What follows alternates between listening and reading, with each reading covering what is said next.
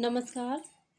आज हम पढ़ रहे हैं मुंशी प्रेमचंद्र जी की कहानी डिक्री के रुपये।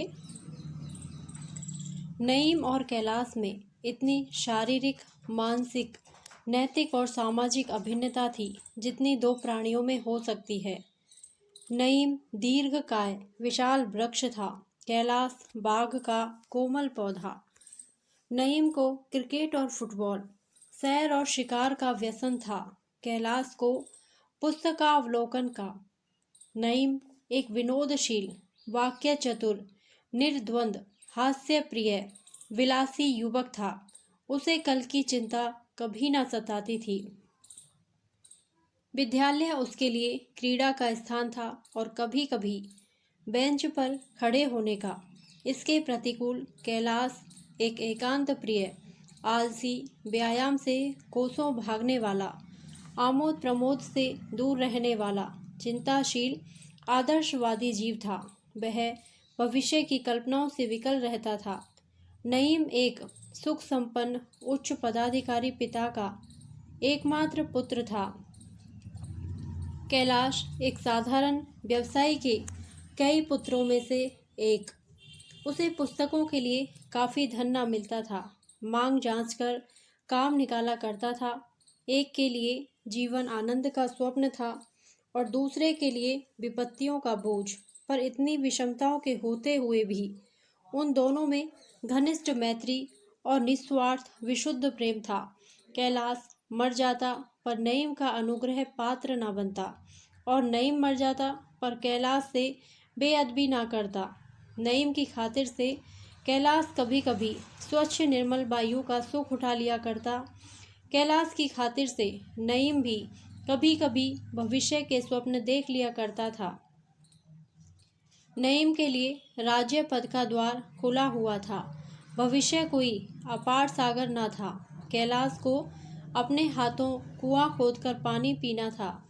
भविष्य एक भीषण संग्राम था जिसके स्मरण मात्र से उसका चित्त अशांत हो उठता था। कॉलेज से निकलने के बाद नईम को शासन विभाग में एक उच्च पद प्राप्त हो गया। यद्यपि वह तीसरी श्रेणी में पास हुआ था, कैलाश प्रथम श्रेणी में पास हुआ था, किंतु उसे बरसों एड़ियां रगड़ने, खाक छानने और कुएं झांकने पर भी कोई काम न मिला।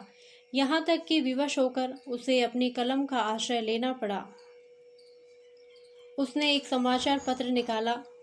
एक ने राज्य अधिकार का रास्ता लिया जिसका लक्ष्य धन था, और दूसरे ने सेवा मार्ग का सहारा लिया जिसका परिणाम ख्याति और कष्ट और कभी कभी कारागार होता है।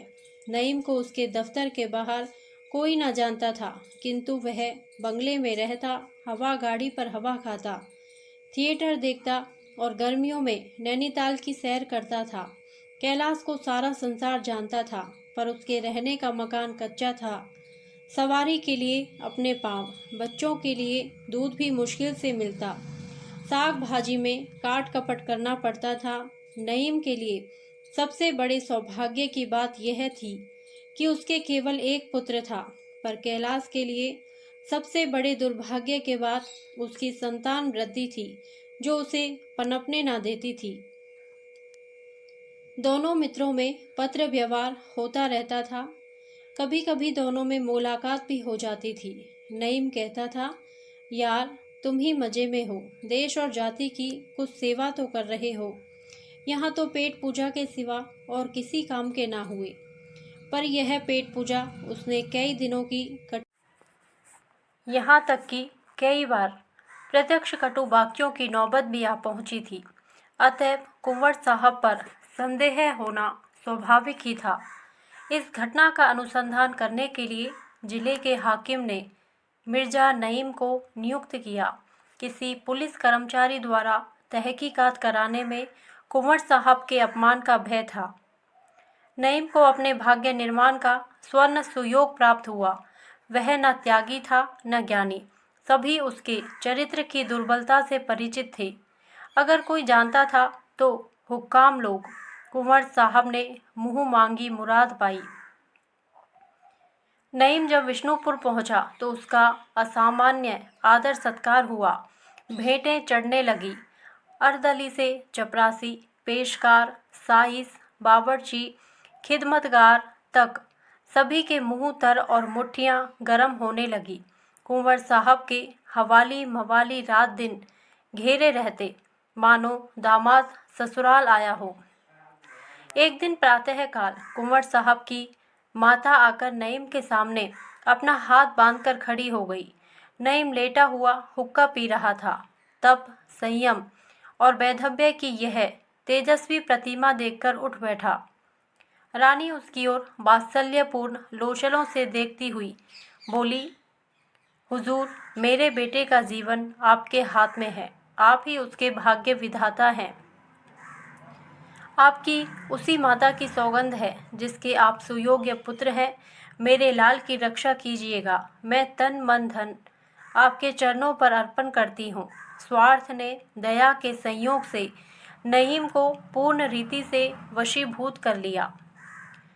उन्हीं दिनों कैलाश नईम से मिलने आया। दोनों मित्र बड़े तपाक से गले मिले।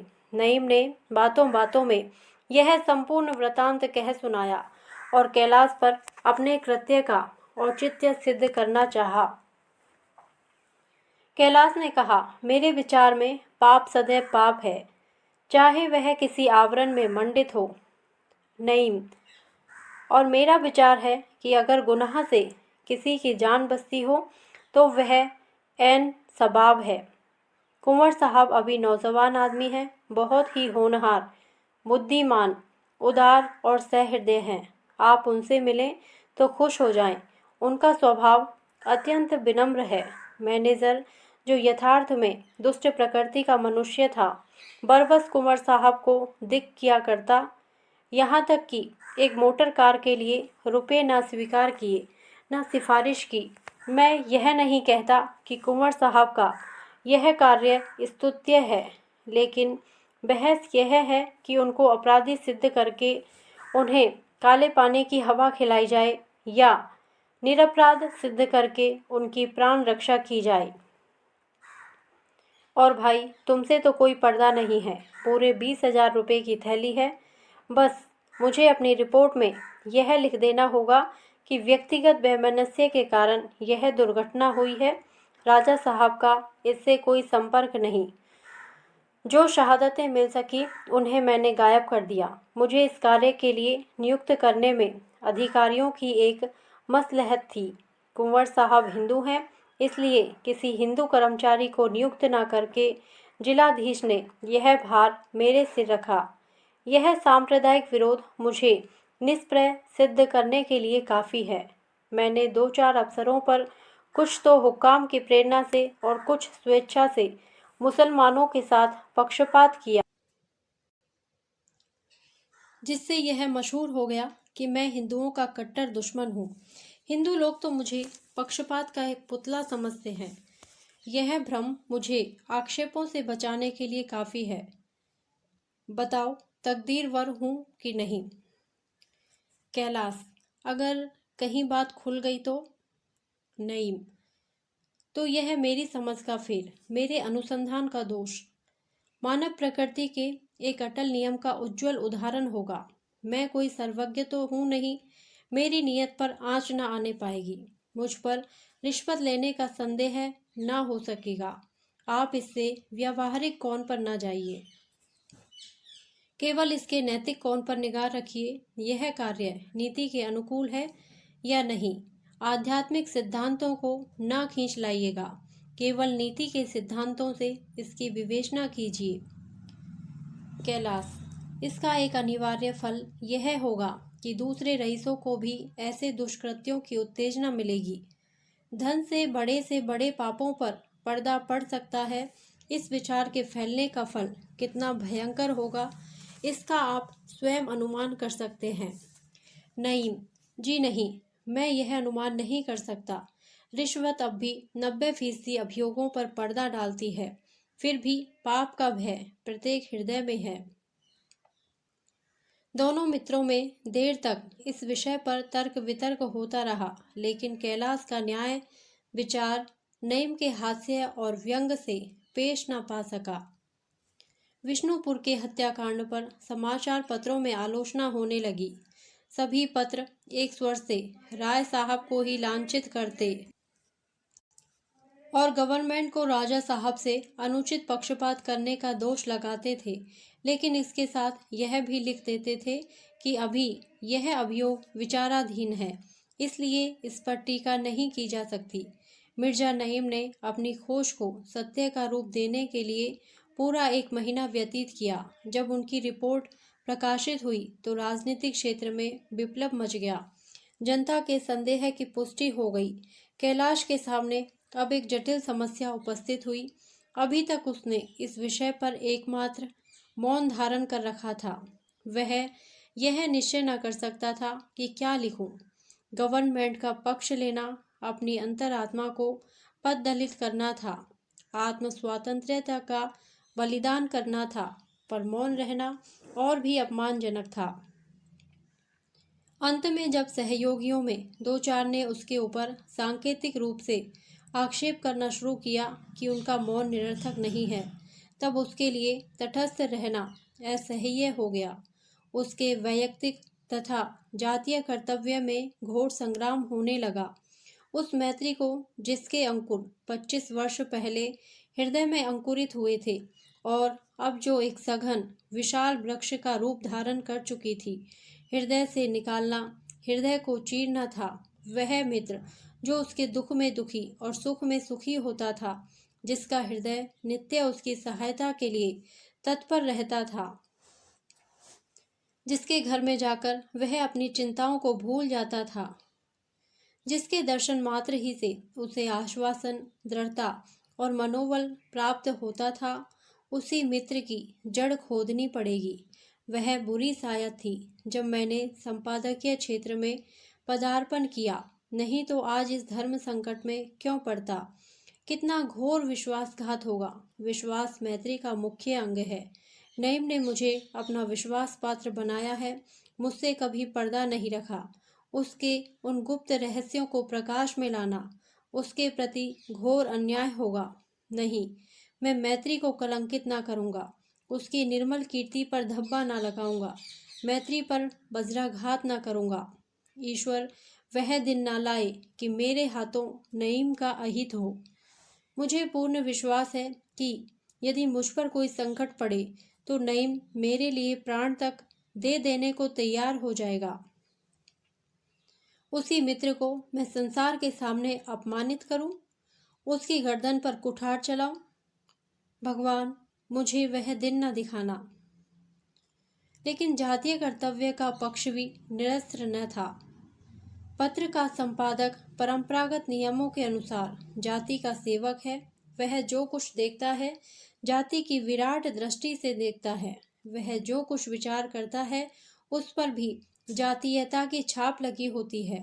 नित्य जाति के विस्तृत विचार क्षेत्र में विचरण करते रहने से व्यक्ति का महत्व दृष्टि में अत्यंत संकीर्ण हो जाता है। वह व्यक्ति को क्षुद्र, तुच्छ, नगण्य कहने लगता है। व्यक्ति को जाति पर बलि देना उसकी नीति का प्रथम अंग है। यहाँ तक कि बहुधा अपने स्वार्थ को भी जाति पर वार देता है। उसके जीवन का लक्ष्य महान आत्माओं का अनुगामी होता है, जिन्होंने राष्ट्रों का निर्माण किया है। उनकी कीर्ति अमर हो गई, जो दलित राष्ट्रों के उद्धारक हो गए हैं। वह यथाशक्ति कोई काम ऐसा नहीं कर सकता जिससे उसके पूर्वजों की उज्ज्वल विरुदावली में कालिमा लगने का भय हो। कैलाश राजनीतिक क्षेत्र में बहुत कुछ यश और गौरव प्राप्त कर चुका था। उसकी सम्मति आदर की दृष्टि से देखी जाती थी। उसके निर्भीक विचारों ने, उसकी निष्पक्ष टीकाओं ने उसे संपादक मंडली का प्रमुख नेता बना दिया था। अतएव इस अवसर पर मैत्री का निर्वाह केवल उसकी नीति और आदर्श ही के विरुद्ध नहीं, उसके मनोगत भावों के भी विरुद्ध था। इसमें उसका अपमान था, आत्मपतन था, भीरुता थी। यह कर्तव्य पथ से विमुख होना और राजनीतिक क्षेत्र में सदैव के लिए बहिष्कृत हो जाना था। एक व्यक्ति की, चाहे वह मेरा कितना ही आत्मीय क्यों न हो, राष्ट्र के सामने क्या हस्ती है। नईम के बनने या बिगड़ने से राष्ट्र पर कोई असर न पड़ेगा, लेकिन शासन की निरंकुशता और अत्याचार पर पर्दा डालना राष्ट्र के लिए भयंकर सिद्ध हो सकता है। उसे इसकी परवाह न थी कि मेरी आलोचना का प्रत्यक्ष कोई असर होगा या नहीं। संपादक की दृष्टि में अपनी सम्मति सिंहनाद के समान प्रतीत होती है कि मेरी लेखनी शासन को कंपायमान कर देगी, विश्व को हिला देगी। शायद सारा संसार मेरी कलम की सरसराहट से थर्रा उठेगा। मेरे विचार प्रकट होते ही युगांतर उपस्थित कर देंगे। नईम मेरा मित्र है, किंतु राष्ट्र मेरा इष्ट है। मित्र के पद की रक्षा के लिए क्या अपने इष्ट पर प्राणघातक आघात करूं? कई दिनों तक कैलाश के व्यक्तिगत और संपादक के कर्तव्यों में संघर्ष होता रहा। अंत को जाति ने व्यक्ति को परास्त कर दिया। उसने निश्चय किया कि मैं इस रहस्य का यथार्थ स्वरूप दिखा दूंगा। शासन के अनुत्तरदायित्व को जनता के सामने खोल कर रख दूंगा। शासन विभाग के कर्मचारियों की स्वार्थ लोलुपता का नमूना दिखा दूंगा। दुनिया को दिखा दूंगा कि सरकार किनकी आंखों से देखती है, किनके कानों से सुनती है। उसकी अक्षमता, उसकी अयोग्यता और उसकी दुर्बलता को प्रमाणित करने का इससे बढ़कर और कौन सा उदाहरण मिल सकता है। नईम मेरा मित्र है तो हो, जाति के सामने वह कोई चीज़ नहीं है। उसकी हानि के भय से मैं राष्ट्रीय कर्तव्य से क्यों मुंह फेरूं? अपनी आत्मा को क्यों दूषित करूं? अपनी स्वाधीनता को क्यों कलंकित करूं? आहा, प्राणों से प्रिय नईम, मुझे क्षमा करना। आज तुम जैसे मित्र रन को मैं अपने कर्तव्य की वेदी पर बलि चढ़ाता हूँ, मगर तुम्हारी जगह अगर मेरा पुत्र होता तो उसे भी इसी कर्तव्य की बलि वेदी पर भेंट कर देता। दूसरे दिन कैलाश ने इस घटना की मीमांसा शुरू की। जो कुछ उसने नईम से सुना था वह सब एक लेखमाला के रूप में प्रकाशित करने लगा। घर का भेदी लंका ढाई। अन्य संपादकों को जहां अनुमान, तर्क और युक्ति के आधार पर अपना मत स्थिर करना पड़ता था और इसलिए वे कितने ही अनर्गल अपवादपूर्ण बातें लिख डालते थे, वहां कैलाश की टिप्पणियां प्रत्यक्ष प्रमाणों से युक्त होती थी। वह पते पते की बातें कहता था और उस निर्भीकता के साथ जो दिव्य अनुभव का निर्देश करती थी। उसके लेखों में विस्तार कम, प्रसार अधिक होता था। उसने नईम को भी ना छोड़ा।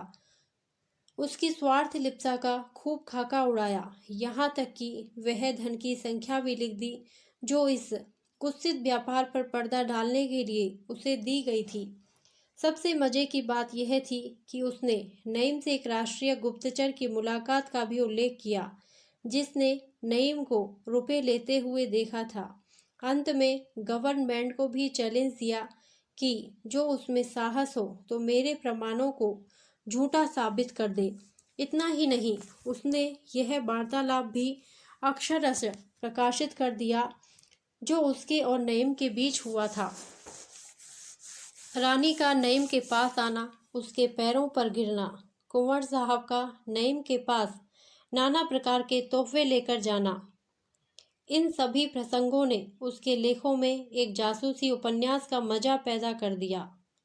इन लेखों ने राजनीतिक क्षेत्र में हलचल मचा दी। पत्र संपादकों को अधिकारियों पर निशाने लगाने के ऐसे अवसर बड़े सौभाग्य से मिलते हैं। जगह जगह शासन की इस करतूत की निंदा करने के लिए सभाएं होने लगी। कई सदस्यों ने व्यवस्थापक सभा में इस प्रश्न पर प्रश्न करने की घोषणा की। शासकों को कभी ऐसी मुंह की ना खानी पड़ी थी। आखिर उन्हें अपनी मान रक्षा के लिए इसके सिवा और कोई उपाय न सूझा कि वे मिर्जा नईम को कैलाश पर मान हानि का अभियोग चलाने के लिए विवश करें। कैलाश पर इस्तगासा दायर हुआ। मिर्जा नईम की ओर से सरकार पैरवी करती थी। कैलाश स्वयं अपनी पैरवी कर रहा था। न्याय के प्रमुख संरक्षकों, वकील, बैरिस्टरों ने किसी अज्ञात कारण से उसकी पैरवी करना अस्वीकार कर दिया।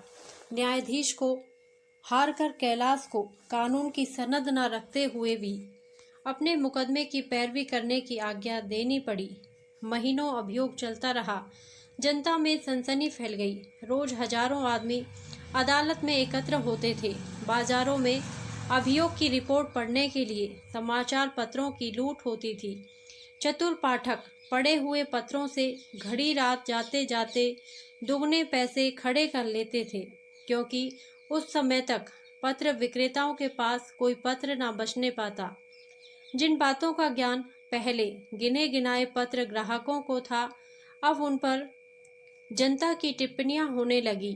नईम की मिट्टी कभी इतनी खराब ना हुई थी। गली गली घर घर उसी की चर्चा थी। जनता का क्रोध उसी पर केंद्रित हो गया। वह दिन भी स्मरणीय रहेगा जब दोनों सच्चे, एक दूसरे पर प्राण देने वाले मित्र अदालत में आमने सामने खड़े हुए।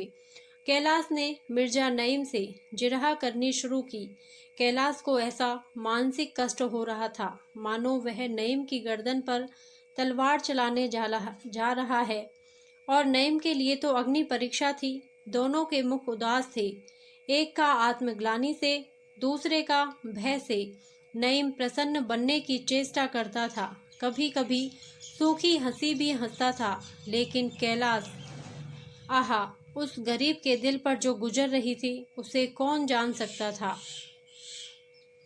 कैलाश ने पूछा, आप और मैं साथ पढ़ते थे, इसे आप स्वीकार करते हैं? नईम, अवश्य स्वीकार करता हूँ। कैलाश, हम दोनों में इतनी घनिष्ठता थी कि हम आपस में कोई पर्दा न रखते थे, इसे आप स्वीकार करते हैं? नईम, अवश्य स्वीकार करता हूँ। कैलाश, क्या उस समय आपने मुझसे यह नहीं कहा था कि कुंवर साहब की प्रेरणा से यह हत्या हुई है? नईम, कदापि नहीं। कैलाश, आपके मुख से ये शब्द नहीं निकले थे कि 20,000 रुपये की थैली है? नईम जरा भी न झिझका, जरा भी संकुचित न हुआ। उसकी जबान में लेश मात्र भी लुकनत न हुई, वाणी में जरा भी थरथराहट न आई। उसके मुख पर अशांति, अस्थिरता और असमंजस का कोई भी चिन्ह न दिखाई दिया। वह अविचल खड़ा रहा। कैलाश ने बहुत डरते डरते यह प्रश्न किया था। उसको भय था कि नईम इसका कुछ जवाब ना दे सकेगा, कदाचित रोने लगेगा। लेकिन नईम ने निशंक भाव से कहा, संभव है आपने स्वप्न में मुझसे ये बातें सुनी हो। कैलाश एक क्षण के लिए दंग हो गया। फिर उसने विस्मय से नईम की ओर नजर डालकर पूछा, क्या आपने यह नहीं फरमाया कि मैंने 2-4 अफसरों पर मुसलमानों के साथ पक्षपात किया है और इसलिए मुझे हिंदू विरोधी समझकर इस अनुसंधान का भार सौंपा गया है? नईम जरा भी ना झिझका, अविचल, स्थिर और शांत भाव से बोला, आपकी कल्पना शक्ति वास्तव में आश्चर्यजनक है। बरसों तक आपके साथ रहने पर भी मुझे यह विदित नहीं हुआ था कि आप में घटनाओं का आविष्कार करने की ऐसी चमत्कारपूर्ण शक्ति है। कैलाश ने और कोई प्रश्न नहीं किया। उसे अपने पराभव का दुख न था, दुख था नईम की आत्मा के पतन का। वह कल्पना भी ना कर सकता था कि कोई मनुष्य अपने मुंह से निकली हुई बात को इतनी ढिठाई से अस्वीकार कर सकता है, और वह भी उस आदमी के मुंह पर जिससे वह बात कही गई हो। यह मानवीय दुर्बलता की पराकाष्ठा है। वह नईम जिसका अंदर और बाहर एक था, जिसके विचार और व्यवहार में भेद न था, जिसकी वाणी आंतरिक भावों का दर्पण थी, वह नईम, वह सरल, आत्माभिमानी, सत्य भक्त नईम इतना धूर्त, ऐसा मक्कार हो सकता है? क्या दास्ता के सांचे में ढलकर मनुष्य अपना मनुष्यत्व खो बैठता है? क्या यह दिव्य गुणों का रूपांतर करने का यंत्र है? अदालत ने नईम को 20,000 रुपयों की डिक्री दे दी। कैलाश पर वज्रपात हो गया। इस निश्चय पर राजनीतिक संसार में फिर कोहराम मचा। सरकारी पक्ष के पत्रों ने कैलाश को धूर्त कहा, जन पक्ष वालों ने नईम को शैतान बताया। नईम के दुस्साहस ने न्याय की दृष्टि में चाहे उसे निरपराध सिद्ध कर दिया हो, पर जनता की दृष्टि में तो उसे और भी गिरा दिया। कैलाश के पास सहानुभूति के पत्र और तार आने लगे। पत्रों में उसकी निर्भीकता और सत्यनिष्ठा की प्रशंसा होने लगी। जगह जगह सभाएं और जलसे हुए और न्यायालय के निश्चय पर असंतोष प्रकट किया गया, किंतु सूखे बादलों से पृथ्वी की तृप्ति तो नहीं होती। रुपये कहाँ से आवे, और वह भी एकदम से 20,000। आदर्श पालन का यही मूल्य है। राष्ट्र सेवा महंगा सौदा है। 20,000, इतने रुपए तो कैलाश ने शायद स्वप्न में भी ना देखे हो। और जब देने पड़ेंगे, कहाँ से देगा? इतने रुपयों के सूद से ही वह जीविका की चिंता से मुक्त हो सकता था। उसे अपने पत्र में अपनी विपत्ति का रोना रोकर चंदा एकत्र करने से घृणा थी। मैंने अपने ग्राहकों की अनुमति लेकर इस शेर से मोर्चा नहीं लिया था। मैनेजर की वकालत करने के लिए किसी ने मेरी गर्दन नहीं दबाई थी। मैंने अपना कर्तव्य समझकर ही शासकों को चुनौती दी। जिस काम के लिए मैं अकेला जिम्मेदार हूँ, उसका भार अपने ग्राहकों पर क्यों डालूं? यह अन्याय है। संभव है जनता में आंदोलन करने से 2-4 हजार रुपये हाथ आ जाएं, लेकिन यह संपादकीय आदर्श के विरुद्ध है। इससे मेरी शान में बट्टा लगता है। दूसरों को यह कहने का अवसर दूं कि और के मत्थे फुलौड़ियाँ खाई तो क्या बड़ा जग जीत लिया, तब जानते कि अपने बलबूते पर गरज से निर्भीक आलोचना का सहरा तो मेरे सिर बंधा। उसका मूल्य दूसरों से क्यों वसूल करूं? मेरा पत्र बंद हो जाए, मैं पकड़कर कैद किया जाऊं, मेरा मकान कुर्क कर लिया जाए, बर्तन भांडे नीलाम हो जाएं, यह सब मुझे मंजूर है। जो कुछ सिर पड़ेगी भुगत लूंगा, पर किसी के सामने हाथ न फैलाऊंगा। सूर्योदय का समय था। पूर्व दिशा में प्रकाश की छटा ऐसे दौड़ी चली आ रही थी जैसे आंख में आंसुओं की धारा। ठंडी हवा कलेजे पर यूं लगती थी जैसे किसी के करुण क्रंदन की ध्वनि। सामने का मैदान दुखी हृदय की भांति ज्योति के बाणों से बिंद रहा था। घर में वह निस्तब्धता छाई थी जो गृह स्वामी के गुप्त रोदन की सूचना देती है। ना बालकों का शोरगुल है, ना माता की शांति प्रसारणी शब्द ताड़ना। जब दीपक बुझ रहा हो तो घर में प्रकाश कहाँ से आए?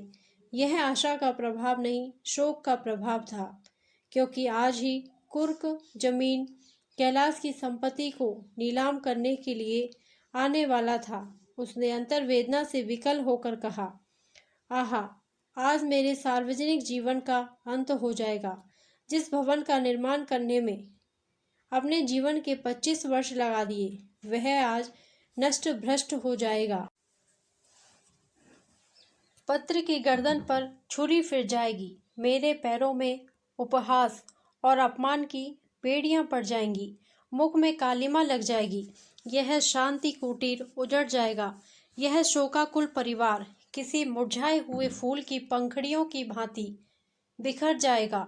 संसार में उसके लिए कहीं आश्रय नहीं है। जनता की स्मृति चिरस्थायी नहीं होती। अल्पकाल में मेरी सेवाएं विस्मृति के अंधकार में लीन हो जाएंगी। किसी को मेरी सुध भी न रहेगी। कोई मेरी विपत्ति पर आंसू बहाने वाला भी ना होगा। सहसा उसे याद आया कि आज के लिए अभी अग्रलेख लिखना है। आज अपने सुहृदय पाठकों को सूचना दूं कि वह इस पत्र के जीवन का अंतिम दिवस है। उसे फिर आपकी सेवा में पहुंचने का सौभाग्य प्राप्त ना होगा। हमसे अनेक भूलें हुई होंगी। आज हम उनके लिए आपसे क्षमा मांगते हैं। आपने हमारे प्रति जो सहवेदना और सुहृदयता प्रकट की है, उसके लिए हम सदैव आपके कृतज्ञ रहेंगे। हमें किसी से कोई शिकायत नहीं है।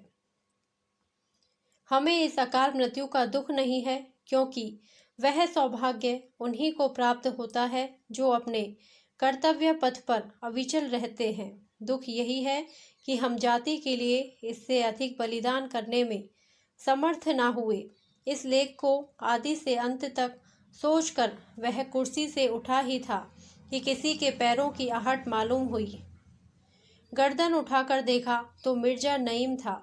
वही हंसमुख चेहरा, वही मृदु मुस्कान, वही क्रीड़ामय नेत्र। आते ही कैलाश के गले से लिपट गया। कैलाश ने गर्दन छुड़ाते हुए कहा, क्या मेरे घाव पर नमक छिड़कने, मेरी लाश को ठुकराने आए हो? नईम ने उसकी गर्दन को और जोर से दबाकर कहा, और क्या, मोहब्बत के यही तो मजे हैं। कैलाश, मुझसे दिल लगी ना करो, भरा बैठा हूँ, मार बैठूंगा। नईम की आंखें सजल हो आई। बोला, आहा जालिम, मैं तेरी जबान से यही कटु वाक्य सुनने के लिए तो विकल हो रहा था। जितना चाहे कोसो, खूब गालियां दो, मुझे इसमें मधुर संगीत का आनंद आ रहा है। कैलाश, और अभी जब अदालत का कुर्क अमीन मेरा घर बार नीलाम करने आएगा तो क्या होगा? बोलो, अपनी जान बचाकर तो अलग हो गए। नईम, हम दोनों मिलकर खूब तालियां बजाएंगे और उसे बंदर की तरह नचाएंगे। कैलाश, तुम अब पिटोगे मेरे हाथों से जालिम। तुझे मेरे बच्चों पर भी दया न आई। नईम, तुम भी चले मुझी से जोर आजमाने। कोई समय था जब बाजी तुम्हारे हाथ रहती थी, अब मेरी बारी है। तुमने मौका महल तो देखा नहीं, मुझ पर पिल पड़े। कैलाश, सरासर सत्य की उपेक्षा करना मेरे सिद्धांत के विरुद्ध था। नईम, और सत्य का गला घोटना मेरे सिद्धांत के अनुकूल। कैलाश, अभी एक पूरा परिवार तुम्हारे गले मर दूंगा तो अपनी किस्मत को रोओगे। देखने में तुम्हारा आधा भी नहीं हो, लेकिन संतानोत्पत्ति में तुम जैसे 3 पर भारी हो। पूरे 7 हैं, कम ना बेश। नईम, अच्छा लाओ, कुछ खिलाते पिलाते हो या तकदीर का मरसिया ही गाए जाओगे? तुम्हारे सिर की कसम, बहुत भूखा हूँ, घर से बिना खाए ही चल पड़ा। कैलाश, यहाँ आज 16 दंड एकादशी। सबके सब शोक में बैठे उसी अदालत के जल्लाद की राह देख रहे हैं। खाने पीने का क्या जिक्र, तुम्हारी बैग में कुछ हो तो निकालो, आज साथ बैठकर खा लें, फिर तो जिंदगी भर का रोना है ही। नईम, फिर तो ऐसी शरारत ना करोगे। कैलाश, वाह, यह तो अपने रोम रोम में व्याप्त हो गई है। जब तक सरकार पशु बल से हमारे ऊपर शासन करती रहेगी, हम उसका विरोध करते रहेंगे।